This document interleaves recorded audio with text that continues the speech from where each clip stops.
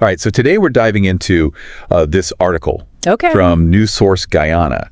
It's dated December 17th, 2024. Interesting. And, it's about this pretty bold proposal to, like, shake up Guyana's tax system. I see. And I know you're interested in seeing how this oil-rich nation tackles these kinds of economic issues. So this article focuses on the Guyana Trade Union Congress, GTUC, and their call to just abolish PAYE.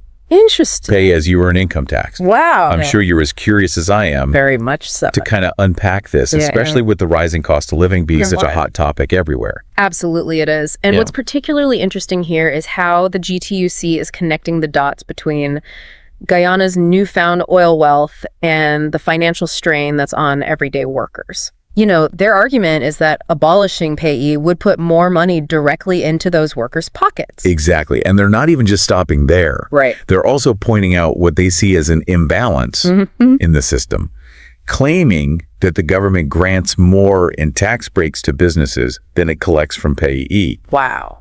That's a pretty big statement to make. Yeah, it is. And it definitely paints a picture of, who benefits more under the current system. It does, and they're using some pretty strong language to drive that point home. Yeah. For example, Lincoln Lewis, the GTUC's general secretary, is quoted saying, "The cost of living is too high." Wow. There is no way this should be acceptable given this new resource wealth, and the people are struggling and starving. Struggling and starving. That's pretty intense. Yeah. They're not mincing words at all, are they? Not at all. And then Norris Witter, the GTUC's president, goes even further, calling the current tax system discriminatory. Wow. He points out that high-ranking officials are exempt from income tax, while ordinary workers carry the burden. That comparison definitely adds fuel to their argument. Right. They're highlighting a perceived double standard, which feeds into that feeling of economic unfairness. Yeah. Especially when you have someone like Witter saying, the salary and wage earners, the pauperized workers of this country, are sitting ducks to taxation. Yeah, it's interesting how they're framing this as a choice. Yeah. Between supporting struggling workers or favoring wealthy corporations and elites. But of course, the big question is, if PAYE is abolished, how would the government replace that lost revenue? That's the crux of it, isn't it? The GTUC is suggesting that revenue from the oil and gas industry, particularly from companies like ExxonMobil, would more than make up for it. So they're essentially betting on the oil boom to fund this proposal. Exactly. Witter even claims that the tax breaks given to companies like ExxonMobil dwarf the income tax collected from workers. He calls the concessions given to ExxonMobil negligible, which, given their massive operations, seems a bit of a stretch, don't you think? It does raise eyebrows, and it makes you wonder about the specifics of those agreements. Right. Like, what exactly constitutes negligible in this context? Yeah. But it's clear that the GTUC sees the oil industry as the key to solving this problem, but, and this is where we have to be careful, is relying so heavily on a single industry, a sustainable solution. Right. What happens if oil prices drop or the reserves start to run dry? Yeah, those are definitely some crucial questions to consider. I feel like we're just scratching the surface here. Absolutely. Of a very complex situation. The GTUC's proposal is bold, no doubt, but we need to delve a little deeper into the potential consequences and consider whether there might be alternative paths to achieve a more equitable economic landscape in Guyana. Yeah. Like, are there ways to address income inequality and the rising cost of living without such a drastic overhaul of the tax system? It's a big question. Yeah. With a lot of different angles to look at. For sure. Yeah, that's the million-dollar question, isn't it? Like, completely overhauling a tax system, it has these ripple effects. We have to examine those closely. Right. One of the most immediate concerns with abolishing PAYE is how the government would continue to fund those essential services. Right. Healthcare, education, infrastructure. Right. All of that relies so heavily on a steady stream of revenue. That's a great point. The GTUC is pinning all their hopes on oil and gas revenue to fill that gap. Yeah. But wouldn't that make Guyana even more reliant on a single industry? Exactly. And as you mentioned earlier, what happens if the oil market, takes a hit or those resources start dwindling? Yeah. That seems like a risky gamble. It does. Economists often talk about diversification as a key to stability. Right. Putting all your eggs in one basket, so to speak. Yeah. It leaves you vulnerable to all these factors outside of your control. Absolute. If Guyana becomes overly dependent on oil, their entire economy could be at the mercy of global price fluctuations or unforeseen disruptions to production. So if completely scrapping PAYE is potentially too risky, what are some other options? Are there ways to address the income inequality and the cost of living issues without throwing the whole tax system out the window? There are definitely other approaches worth exploring. Okay. Instead of abolishing PAYE outright, Right. they could consider adjusting the income tax brackets. Okay. This way you could provide relief for lower income earners while still maintaining a progressive system where those who earn more contribute a larger share. That sounds like a more balanced approach, Yeah. trying to find that sweet spot where the system is fair but also sustainable. Right. What other strategies could they consider? Well, one area that often comes up in discussions like this is strengthening social safety nets. Okay. For example, expanding access to affordable housing, healthcare, and education. Right. This could directly alleviate the financial burden on working families. Absolutely. It seems like a more holistic approach, Yeah. tackling the issue from multiple angles Yeah.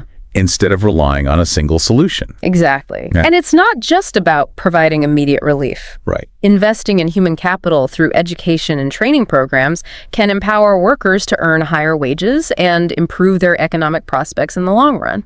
So it's about creating a system where people are supported, Yeah. but also given the tools to climb the economic ladder, so to speak. Precisely. This whole debate in Guyana brings up a point that goes beyond just their borders. Yeah. It raises questions about how a country should utilize its resources for the benefit of all its citizens, Right. especially when those resources are as valuable as oil. It's fascinating, isn't it? You have this newfound wealth, but then the challenge becomes, how do you distribute it fairly? Exactly. And in a way that benefits everyone, not just a select few. And of course, tied into that is the role of the government. Right. It makes you think about their responsibility in ensuring that prosperity is shared, that economic growth doesn't come at the expense of those who are most vulnerable. It also makes you think about the purpose of taxation itself. Yeah. Like, is it just a way to collect funds, or does it serve a larger social function? That's a great point. Yeah. Tax policy can be a powerful tool for social change. It can be used to redistribute wealth fund, those essential services we talked about, and even incentivize certain behaviors that benefit society as a whole.